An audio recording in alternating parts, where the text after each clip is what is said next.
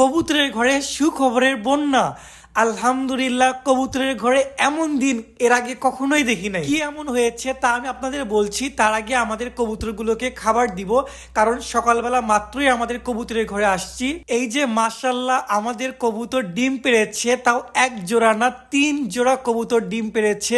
আলহামদুলিল্লাহ, ডিমটা ফুটলেই আমরা বাচ্চাগুলোকে ইনশাআল্লাহ আলাদা করে নিব, কারণ আমরা বাচ্চা মার কাছে রাখি না, এই বাচ্চাগুলোকে আমরা নিজেরা খাবার খাওয়ায় বড় করি।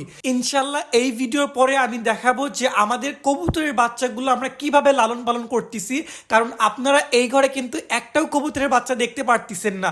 আমরা একটু ভিন্নভাবে আমাদের কবুতরের বাচ্চাগুলো বড় করতেছি। আগে আমরা আমাদের কবুতরগুলোকে সকালবেলায় ছেড়ে দিতাম, কিন্তু এখন আর সেটা করছি না, কারণ আমাদের কবুতরের ঘরটা ছাদের পাশে, এখানে বিড়াল চলে আসে, তাই আমরা কবুতরগুলো একটু বেলাতে ছাড়ি যেন এগুলোর প্রতি নজর রাখতে পারি। দেখা হচ্ছে পরবর্তী ভিডিওতে। আসসালামু আলাইকুম।